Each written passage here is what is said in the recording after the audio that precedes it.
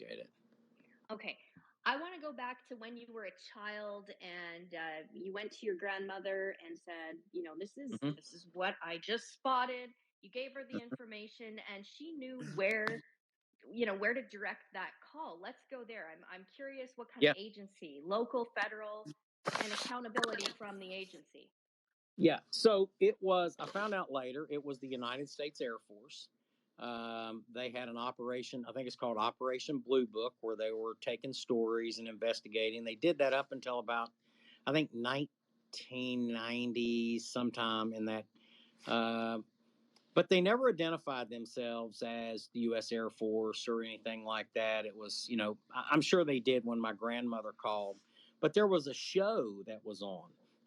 I remember there was this show that was on about investigating the Air Force investigating UFOs, and it was a very popular show. And but at the end of that show, evidently there was a link or a telephone number. It was a telephone number. If you've seen any unidentified objects, call da da da da da, and it was a number that you called. Well, my grandmother believed me. I had no reason to lie about it. I mean, there was nothing. Let me tell you, I gained nothing. Uh, you gain nothing by lying about something like that, except for a lot of unwanted attention and people thinking you're nuts. That's why she told me to keep it to myself, not, and I didn't go to school and blab my mouth about that either. I mean, I definitely just buried it. But that's where I believe she got that number from, was from that TV show. It's been, gosh, it's been over 40 years ago. So, I mean, but I remember seeing the vehicle or the flying ship. I remember seeing that as clear as day, you know. And I've never forgotten that. Never forgotten that at all. And it was nice that my grandmother, she kind of looked at me. She wanted to make sure, but she believed me, and she believed me so much to let me make the report. And they were real nice. They were talking to a kid. You know how people talk to kids. Okay, now, honey, tell me what you saw. What did it look like? Was it smoking? Did you smell anything? Um, did you hear anything? They wanted to know if I remember going beep beep beep beep beep beep beep. Trying to imitate the sound that this thing was making, but it was like really crazy series of beeps that were in rapid succession. I mean, I can't even imitate it because it was so strange and so quick. So yeah. So was it like a frequency then that you would be able to identify if you ever were to hear it again? Yes.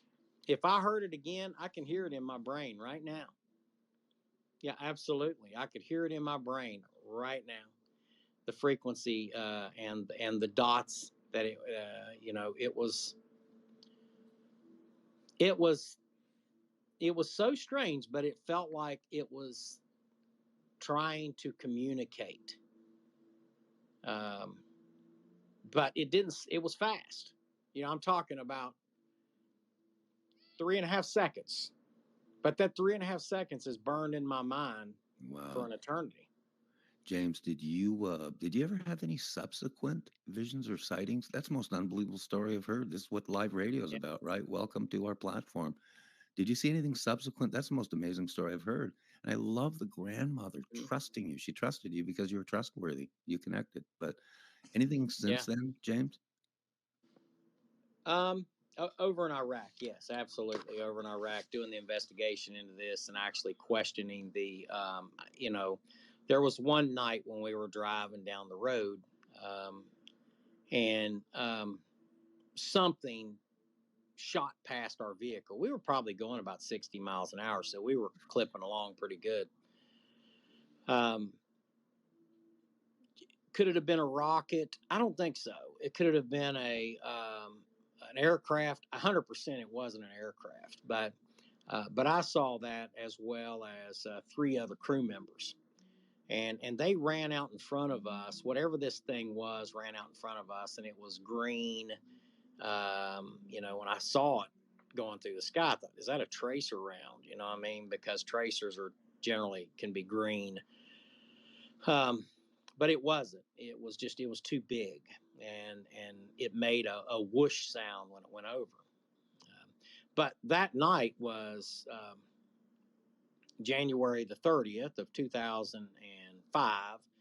And when we got to the bridge, we got attacked at the bridge, probably 2.5 miles up. And something just really felt freaky and bizarre that whole night after seeing that, which kept us on our toes, which probably kept us alive because these guys were masquerading as Iraqi police, and there were 3 truckloads of them. If you go to my Digging History with Gun Truck LT YouTube site and scroll down the videos, we've got videos of the guys we captured that night. But they essentially drove up in these Iraqi police vehicles and got out and yelled, "Hello!" And we said, "Hello!" And they shot at us. You know, they were trying to see who the heck we were, and if we spoke American, that was their sign. You know, I didn't know, but they opened fire on us, and of course we opened fire back. Got in a very short, intense engagement. And then I did something that I didn't normally do because we were out of the vehicles. We were parked on the overpass of a bridge, but I put my driver in. I said, let's drive down onto these positions, assault through the position, you know, because it was close. So we were responding in a near ambush scenario, but in vehicles, and we drove right through it, man, crashed right in there and just destroyed these guys. And but I find it odd that sighting occurred that exact same night. And I've thought about that since, you know, and then I thought about the Iraqis that were captured, and my God, they were blabbering on to our interpreter. You know, we thought we were going to have to gag them to shut them up, you know, because they were just telling us about these. Gosh, I wish I could remember the Arabic term. There was an Arabic term for alien and UFO, and they kept saying it over and over and over again. I've got it written down someplace. I'll get it for you. But if I heard it again, it would jog that memory cycle. But Just there was one a lot of comment. weird things. Yeah. One comment here, James. Amazing stories. Amazing stories. One comment. Are you telling me that Iraqis, that jihadists, because that's what they are, right? Radical jihadists. Are you telling me they surrendered to a UFO? And if so, what's the magic potion there? Can we get more UFOs to have them surrender? How about that? Do we have an answer? Do we have an answer for what's going? I mean, seriously, James, that's serious stuff. Well, they surrendered to us. They come running out. They came running out of a hide position. They actually had set up a really good ambush, and they had several triple stacked IEDs. I mean, it would have been a rough day for us had they carried that out. Now, so what I'm going to tell you is not classified information, but it is what they told us. So if anybody's nutty, it's the dang Iraqi insurgents, okay? It's not me. But when they were captured, they looked pale as a ghost. I mean, they were terrified. Something obviously had terrified them. So we figured, you know, we had special forces guys, and the British SAS was operating in the area. And, you know, they're pretty wicked dudes, you know. I mean, you think that the boogeyman's got a hold of you.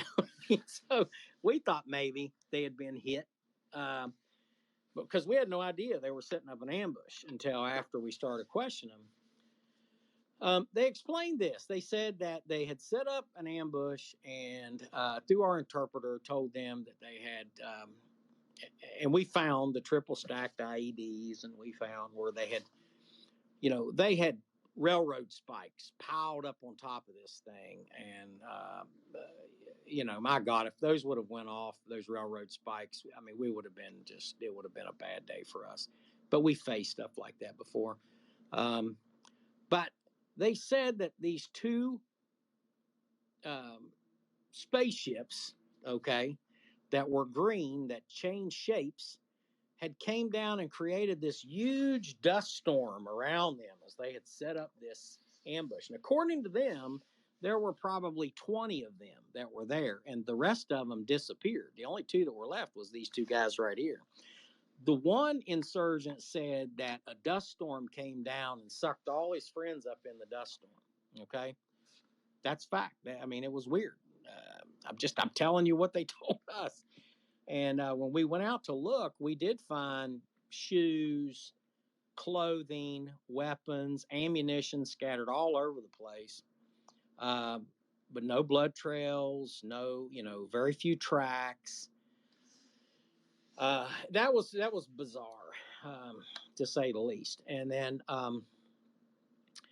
in part of that interrogation, they explained that when they saw that dust cloud, that they had went over and hid near a place called the Ziggurat. Okay, so the Ziggurat's this. If you look it up, it's this. It looks like a pyramid. It's in southern Iraq. This is deep southern Iraq, by the way. Supposedly a more secure part of Iraq. It wasn't. It was very deadly down there, and especially around Basra. It was up around that area, on Nasiriyah, the Valley of all of that area, very biblical place. And they said that they were hiding, and that these two lights came out of the sky and told them that they must surrender. Stop what you're doing. You think that you will die and go to paradise. You will not see paradise today or ever if you don't stop. And they were frantic, man. They were terrified. And it would be a great psyops mission, but there is no psyops mission that did that. So I mean, because I would have known, and I would not even be speaking about it. But these guys surrendered, not just willingly surrendered, but begged us to take them in, begged us to forgive them, begged us. I mean, begging, on their knees, begging. It was reminiscent of when I was in the first Gulf War, and we crashed through those first series of barriers, and some of the conscripts from Saddam Hussein's army came running out. I mean, they couldn't kiss your feet enough. It was terrible. And we had, we go in, we had over 1,000 enemy prisoners of war within a couple of hours. Serious business, and it was flooded, but here's two Al-Qaeda, no joke, I want to die for Allah, jihadist that willingly surrendered because they saw a UFO or angels, or, I always attribute that, to the power of God as well, and maybe that is exactly what was, speaking to their hearts to let them know that you're doing the wrong thing here. And I don't want to jinx it, but since that time, I've came very close to dying, and avoided danger, avoided injuries, avoided car wrecks. After that time, it was, there was a lot of less fear from us on the road. It wasn't that we felt invincible. Let me not say this very clearly. It's not taking things for granted, or God's grace for granted, but God's grace had definitely been on us, covered us totally. And from that point forward, we always did our mission well, but from that point forward, we did it exceptionally well, and did it without losing a single. I never lost anybody after that. Never lost a soul after that. That's a fact. Not a person wounded, not a person killed. Had bullets ricochet off helmets, off vehicles. So you take it. Some people say that aliens are bad and they're going to take our. Well, if this was a group of aliens, and then obviously they were our friends. But I think it's more so. I think it's coming from God, man. I really, more than anything else. And I think right now you see an increase level of sightings and these things, because our world is so chaotic and full of bitterness and hatred and violence, and especially in that part of the world. You know, God don't like that stuff, man.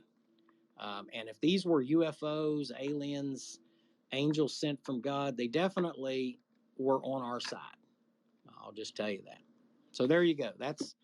You got a little more than you bargained for, but that's the truth. And I've got a whole PowerPoint presentation I'll share with you sometime about